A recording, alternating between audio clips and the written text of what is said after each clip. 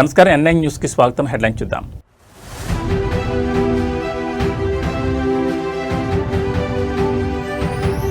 రాబోయే 5 ఏళ్లలో దేశంలోనే నెంబర్ 1 డిజిటల్ ఇండస్ట్రియల్ హబ్ గా ఏపీని మారుస్తామని నేతల ధీమా.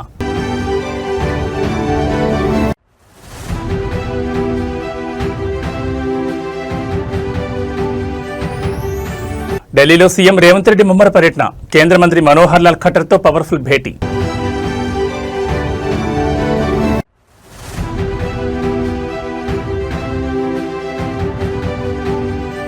ఏడాది పెరుగుతున్న ఫోక్సో కేసులు. ప్రభుత్వానికి కనీసం చలనం లేదా? కాంగ్రెస్ సర్కార్పై హరీష్ రావు పవర్ఫుల్ గర్జన.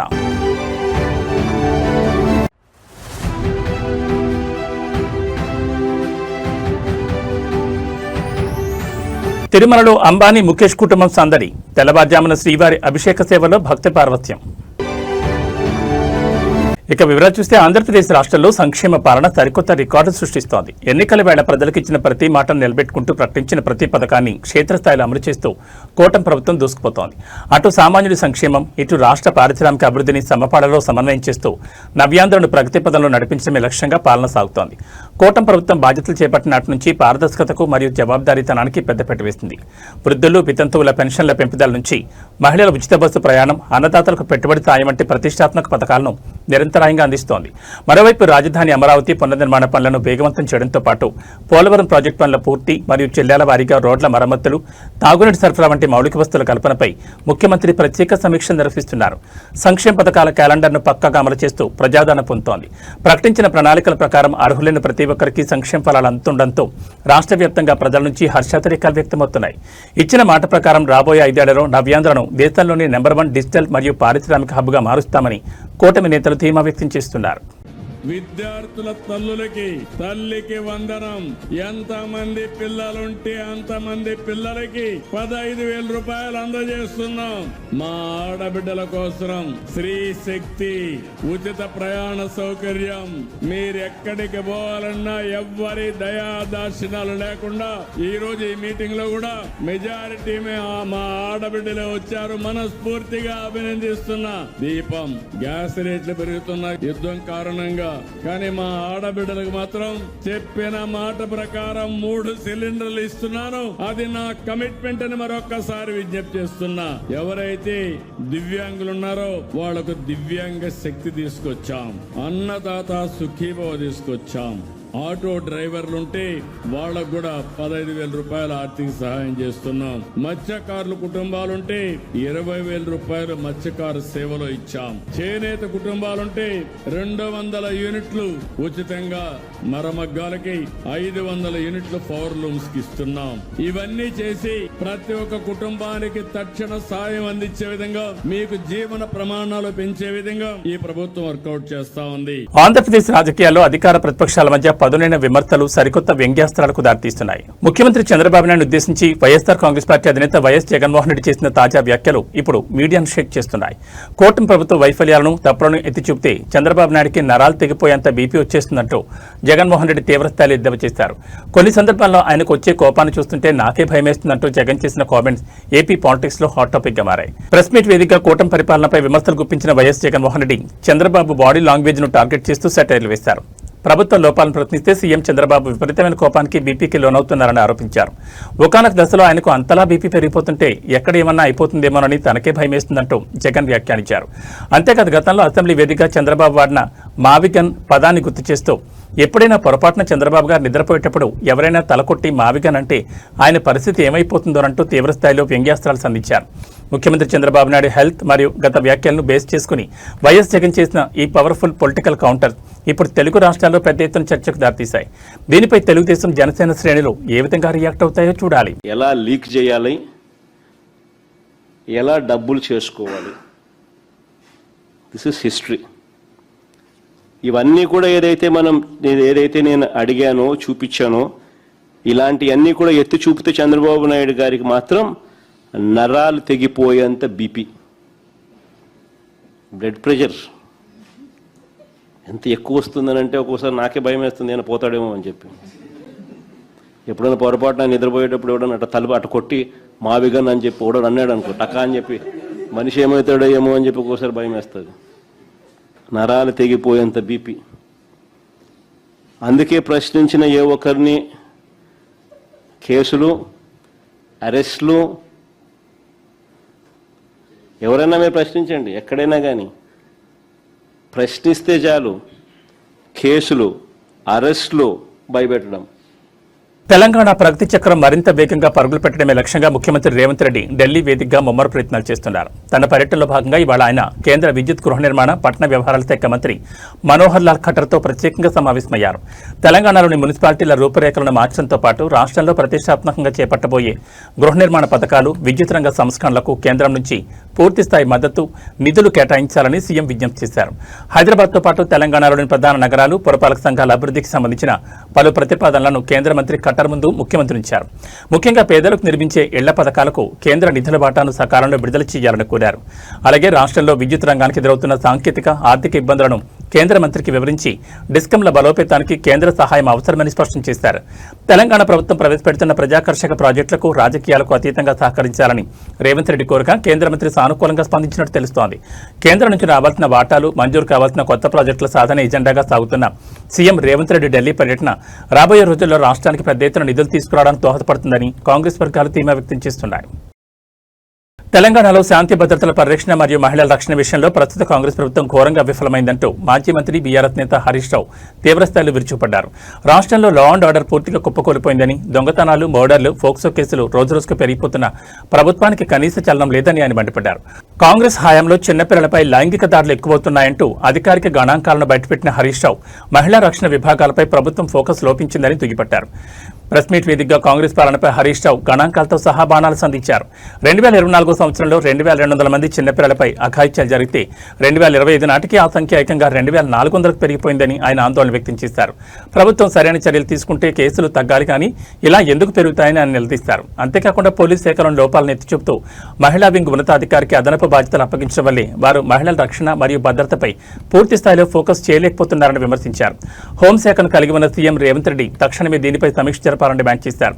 రాష్ట్రంలో నేరాల నియంత్రణలో ప్రభుత్వం ఉదాసీనంగా వ్యవహరిస్తోందన్న హరీష్ రావు వ్యాఖ్యలు ఇటు పోలీస్ వర్గాలు, అటు రాజకీయ క్షేత్రంలో తీవ్ర చర్చకు దారితీశాయి. విపక్షాల ఆరోపణలపై కాంగ్రెస్ నేతలు ఏ విధంగా కౌంటర్ ఇస్తారో వేచి చూడాలి. ప్రతిరోజు ఈ రాష్ట్రంలో 5-6 చోట్ల చిన్న పిల్లల మీద లైంగిక దాడులు జరుగుతా ఉన్నాయి. ప్రభుత్వం ఏం చేస్తా ఉంది అని నేను అడుగుతా ఉన్నా. ఈరోజు ముఖ్యంగా ఈ రాష్ట్రంలో కాంగ్రెస్ ప్రభుత్వం వచ్చిన తర్వాత ఈ చిన్నపిల్లల మీద లైంగిక దాడులు విపరీతంగా పెరిగిపోయినాయి. 2024 సంవత్సరంలో 2200 మంది చిన్నపిల్లల మీద పోక్సో కేసులు నమోదైనాయి, లైంగిక దాడులు జరిగినాయి. 2025 సంవత్సరంలో ప్రభుత్వం కనీసం చర్యలు తీసుకుంటే తగ్గలే.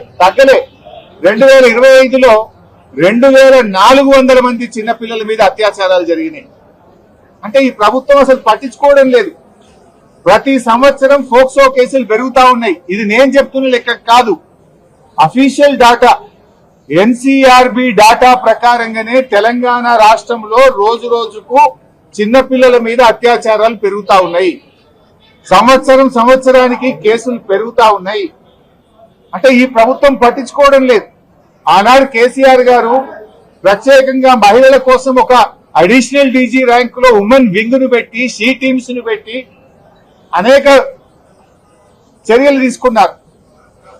ప్రతి జిల్లాలో కూడా భద్రతా టీమ్స్ పెట్టారు. కానీ ఈ ప్రభుత్వం దాన్ని నిర్లక్ష్యం చేసింది. ఇవాళ ఉమెన్స్ వింగ్ కు అడిషనల్ డీజీగా ఉన్న వ్యక్తికే సిఐడి ఇన్ఛార్జ్ ఇచ్చారు, ఏసీబీ ఇన్ఛార్జ్ ఇచ్చారు. ఇంకా వారు మహిళల గురించి, చిన్నపిల్లల గురించి. తిరుమల క్షేత్రం ఇవాళ తెల్లవారుజామున వినూత్న ఆధ్యాత్మిక రాజకీయ కోలాహానికి వేదికగా మారింది. దేశీయ ప్రముఖ పారిశ్రామికవేత్త, Reliance industries chairman Mukesh Ambani తన కుమారుడు అనంత్ అంబానీ కోడలు రాధికా మర్చెంట్లతో కలిసి శ్రీవారిని సేవించుకున్నారు. ఈ తెల్లవారుజామున ఆలయంలో అత్యంత పవిత్రంగా జరిగే శ్రీవారి అభిషేక సేవలో అంబానీ కుటుంబం ప్రత్యేకంగా పాల్గొంది.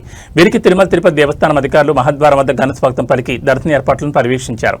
పెళ్లి తర్వాత అనంత్, రాధికా దంపతులు ముఖేష్ అంబానీతో కలిసి శ్రీవారి ఆశీస్సులు తీసుకోవడం ప్రాధాన్యత సంతరించుకుంది.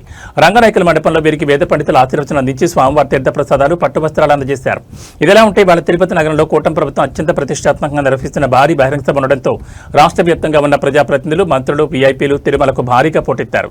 ఒకేసారి అంబానీ ఫ్యామిలీతో పాటు పొలిటికల్ వీఐపీల తాకిడి గణనీయంగా పెరగడంతో తిరుమల క్యూ కాంప్లెక్స్లు భక్తులతో నిండిపోయాయి. టోకెన్ లేని సాధారణ భక్తులకు శ్రీవారి సర్వదర్శనం లభించడానికి ఏకంగా 18 గంటల సుదీర్ఘ సమయం పడుతోంది. వీఐపీల రద్దీ ఎక్కువగా ఉన్నప్పటికీ సాధారణ భక్తులకు క్యూ లైన్లలో మంచినీరు, అన్నప్రసాదాల పంపిణీకి ఎలాంటి ఇబ్బంది లేకుండా టీటీడీ కట్టుదిట్టమైన చర్యలు చేపట్టింది.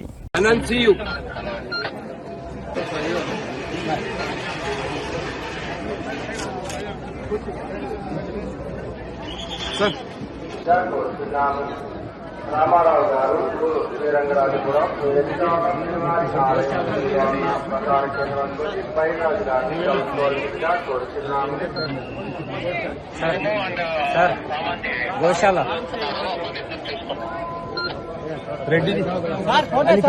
కాకినాడ జిల్లా తుని మండలంలో 6 రోజుల క్రితం అదృశ్యమైన 2 ఏళ్ల పసికందు జ్ఞానేశ్వరి కేసు ఇప్పుడు తెలుగు రాష్ట్రాల్లో తీవ్ర చర్చనీయాంశంగా మారింది. సిహెచ్ అగ్రహారంలో జూన్ 6న మిస్ అయిన ఈ చిన్నారి ఆచూకీ కోసం పోలీసులు సరికొత్త టెక్నాలజీతో రంగంలోకి దిగారు. అయితే పాప అదృశ్యమైన సమయంలో ఆమెతో పాటు వెళ్లిన పెంపుడు కుక్క ఈ కేసులో ఊహించని విధంగా ఒక బిగ్గెస్ట్ క్లూగా మారింది. ఆ కుక్కకు బీపీఎస్ ట్రాకర్ అమర్చి అడవిలో గాలించేందుకు ప్రత్యేక బృందాలు సిద్ధమయ్యాయి. మరోవైపు పాత కక్షల వల్లే తన కూతుర్ని ఎవరైనా చంపేసుంటారేమోనని పాప తల్లి వ్యక్తపరుస్తున్న అనుమానాలు ఈ కేసులో కలకలం రేపుతున్నాయి. జూన్ 6న సిహెచ్ అగ్రహారంలోని తన నివాసం బయట ఆడుకుంటూ జ్ఞానేశ్వరి అదృశ్యమైంది. ఆ సమయంలో కుటుంబానికి చెందిన పెంపుడు కుక్క కూడా పాపతో పాటు వెళ్లిపోయింది. అయితే కొంత సమయం తర్వాత కుక్క మాత్రమే ఒంటరిగా తిరిగి గ్రామానికి రావడం, పాప కనిపించకపోవడంతో అనుమానాలు బలపడ్డాయి. కుక్క ఖచ్చితంగా పాపను తీసుకెళ్లిన రూట్ను గానీ లేదా ఏదైనా ప్రమాదం జరిగిన ప్రాంతాన్ని కానీ గుర్తించుంటుందని భావిస్తున్న తుని పోలీసులు దానికి అత్యాధునిక జీపీఎస్ ట్రాకర్ పరికరాన్ని అమర్చి తిరిగి సమీపంలోని అటవీ ప్రాంతంలోకి తీసుకెళ్లి దర్యాప్తు చేయాలని నిర్ణయించారు. దీని ద్వారా పాప ఎక్కడ ఉందనే సమాచారం లభిస్తుందని నమ్ముతున్నారు. అదే సమయంలో కుటుంబంలో ఉన్న పాత కక్షల కోణాన్ని కూడా పోలీసులు వదిలిపెట్టడం లేదు. పాత కక్షల నేపథ్యంలో కొందరు వ్యక్తులు తన పాపను కిడ్నాప్ చేసి హతమార్చారేమోనని తల్లి ఇచ్చిన ఫిర్యాదుతో పోలీసులు సదరు అనుమానితులను కూడా అదుపులోకి తీసుకుని రహస్యంగా విచారిస్తున్నారు. ఏది ఏమైనా ఈ చిన్నారి అదృశ్యం వెనుక ఉన్న అసలు రహస్యం త్వరలోనే బయటపడుతుందని పోలీసులు ధీమా వ్యక్తం చేస్తున్నారు. అయితే 12 సార్ 12 అయితే దాటింది 11:50 సార్. అదే సార్ టైం చూసుకోలేదు. 12:20 ఇదంతా ఒక 40 నిమిషాలు 30 నిమిషాలు. 1% కూడా డౌట్ లేదు సార్. అంతా క్లియర్, అంతా లేదు. ఏంటండి? లేదు సార్, లేదు, నార్మల్ గా ఉన్నాను సార్.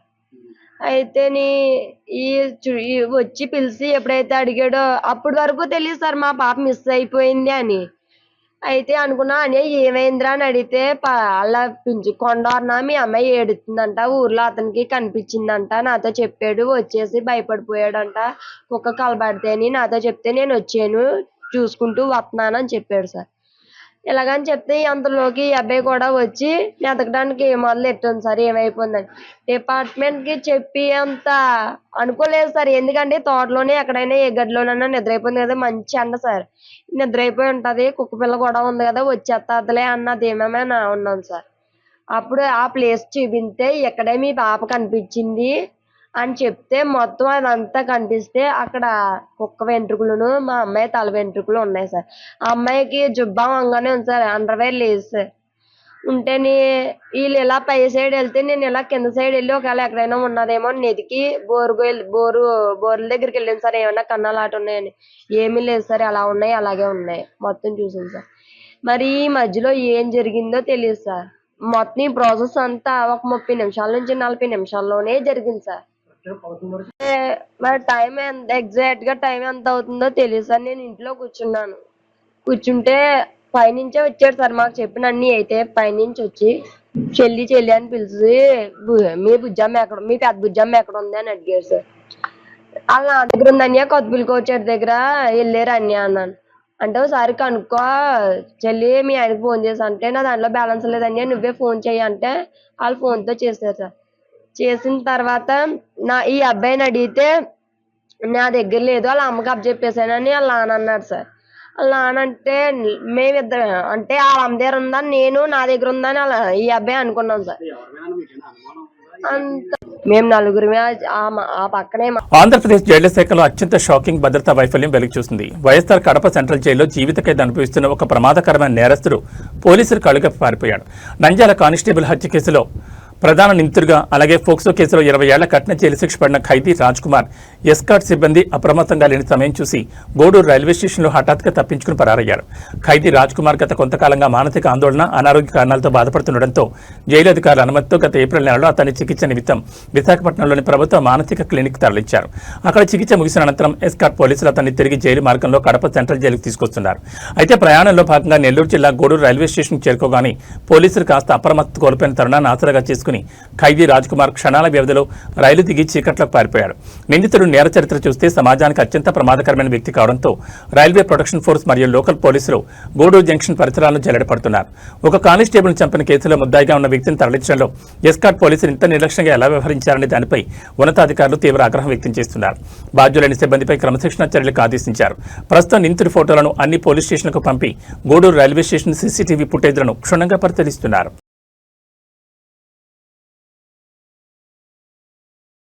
కరీంనగర్ జిల్లా చొప్పదండిలో ప్రజల ఆరోగ్యంతో లాటరీ ఆడుతున్న ఒక అక్రమ ఫార్మసీపై తెలంగాణ డ్రగ్ కంట్రోల్ అడ్మినిస్ట్రేషన్ అధికారులు మెరుపుదాడి నిర్వహించారు.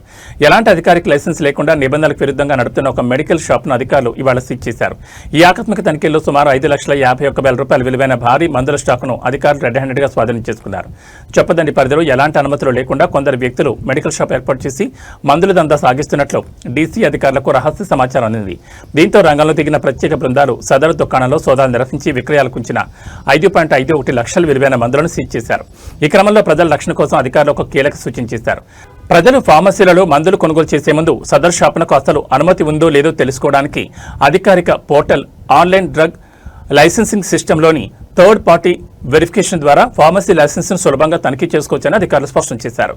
నిబంధనలు ఉల్లంఘిస్తే ఎంతటి వారినైనా వదిలిపెట్టేది లేదని, అక్రమ మెడికల్ షాపులపై తమ నిఘా నిరంతరం కొనసాగుతుందని డీసీ అధికారులు హెచ్చరించారు.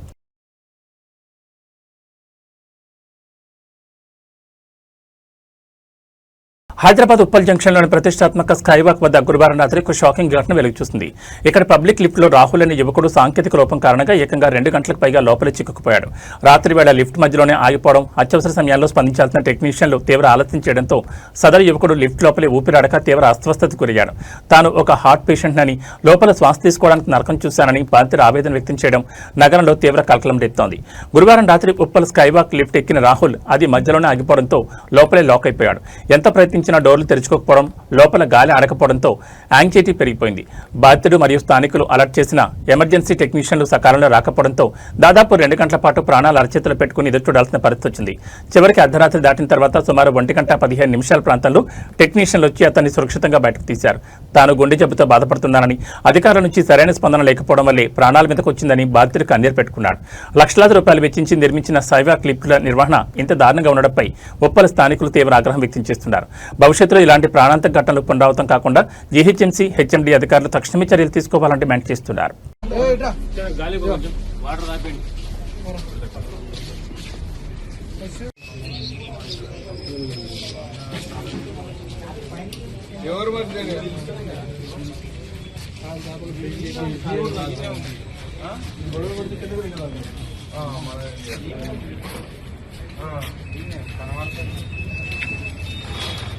ఇంతమంది అదే ఇంతమంది ఉన్నది ఇప్పుడు అయింది ఎక్కింది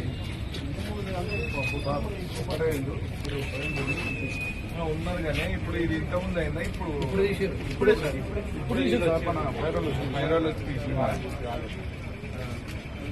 డోర్ ఓపెన్ చేస్తే స్ట్రక్ అవుతుంది.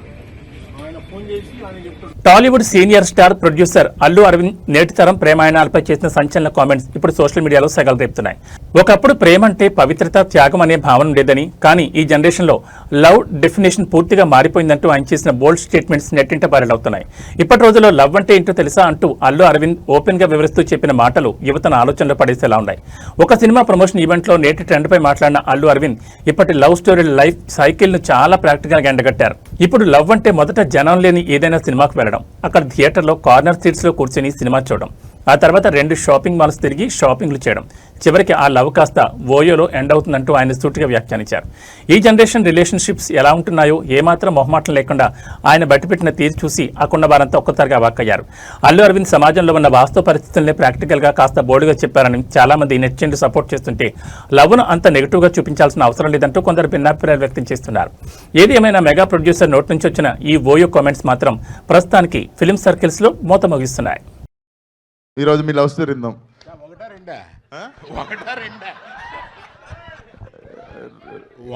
రెండోది ఇప్పటికి స్విచ్ ఆన్ ఉందా సార్? వన్ సైడ్ అన్న తర్వాత ఎన్నన్నా ఉంటాయి. ఇప్పుడు ఇప్పుడు ఇప్పుడు ఒకటేనా సార్? ఇప్పుడు ఒకటే, సారీ. పర్లేదు, నా వయసుని బట్టి అడుగుతున్నాం అనుకోవట్లాగా. అంతే కదా సార్, మనం యూత్. ఇవాళ ఏముందయ్యా, ఇవాళ లవ్ బిగిన్ అవుద్ది. 2 జనం లేని సినిమాలకి వెళ్ళి, అంటే ఎక్కువ హిట్ కానీ కార్నర్ సీట్లో కూర్చొని ఆ తర్వాత 2 షాపింగ్లకి వెళ్ళి ఇవాళ లవ్ ఓయోలో ఎండ్ అవుతుంది. అంటే ఏంటి సార్, నాకు తెలియదు. ఇంత అరుస్తున్నారేంటి తెలియలేదు. అంటే ఏంట్రా? బంగారం కొనాలనుకునే వారికి బులియన్ మార్కెట్ ఇవాళ భారీ షాక్ ఇచ్చింది. గత కొన్ని రోజులుగా స్వల్పంగా తగ్గుతూ వస్తున్న పసిడి ధరలు ఒక్కసారిగా రాకెట్ల దూసుకెళ్లాయి. హైదరాబాద్ బులియన్ మార్కెట్లో ఇవాళ ఇటు బంగారం అటు వెండి ధరలు మునిపెన్నడూ లేని విధంగా రికార్డు స్థాయికి చేరాయి. ఒక్కరోజు 24 క్యారెట్ల ప్యూర్ గోల్డ్ ధర ఏకంగా 2,940 రూపాయల మేర పెరిగి 1,48,000 మార్కును దాటేసింది. అటు వెండి ధర కూడా కేజీకి 5,000 రూపాయలు ఎగబాకి సరికొత్త రికార్డును సృష్టించింది. హైదరాబాద్ మార్కెట్లో ఇవాళ 24 క్యారెట్ల 10 గ్రాముల ప్యూర్ గోల్డ్ ధర 1,48,580 రూపాయలు పలుకుతోంది. ఇక సామాన్యులు ఎక్కువగా కొనుగోలు చేసే 22 క్యారెట్ల 10 గ్రాముల ఆర్నమెంట్ బంగారం ధర ఇవాళ ఒక్కరోజే 2,700 పెరిగి ఏకంగా 1,36,200కు చేరింది. కాగా తెలుగు రాష్ట్రాల్లోని విజయవాడ, విశాఖపట్నం, వరంగల్ వంటి ప్రాంతాల్లో స్థానిక పన్నులు, మేకింగ్ ఛార్జీలను బట్టి ధరల్లో స్వల్ప మార్పులు ఉండొచ్చు. ఇక బంగారంతో పాటే వెండి కూడా ఇవాళ కొండెక్కి కూర్చుంది. కేజీ వెండి ధరపై ఏకంగా 5,000 పెరగడంతో మార్కెట్లో ప్రస్తుతం కేజీ వెండి 2,65,000గా రికార్డైంది. అంతర్జాతీయ మార్కెట్లలో నెలకొన్న ఆర్థిక అనిశ్చితి, ఇన్వెస్టర్లు సురక్షితంగా పెట్టుబడికి భావించి బంగారంపై మొగ్గు చూపడం వల్లే ఈ స్థాయిలో ధరలు పెరిగినట్లు మార్కెట్ నిపుణులు విశ్లేషిస్తున్నారు. పెళ్లిళ్ల సీజన్ నడుస్తున్న తరుణంలో ఈ రేట్ల పెంపు సామాన్యుల జేబులకు భారీ చిల్లు పెట్టనుంది.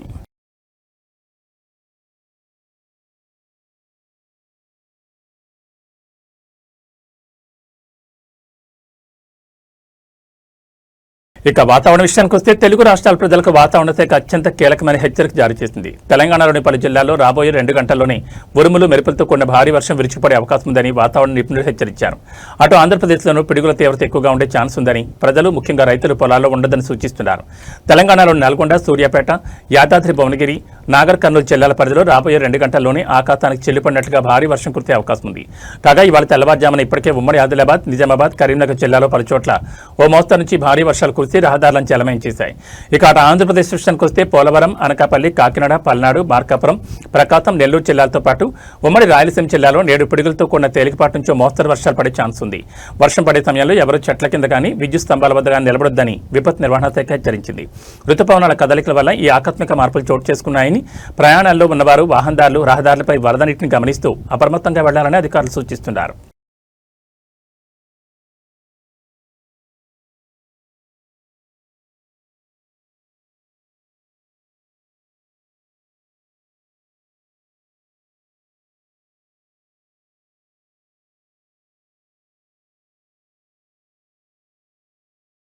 ఏబీ బులెటిన్ విశేషాలు. నమస్కారం.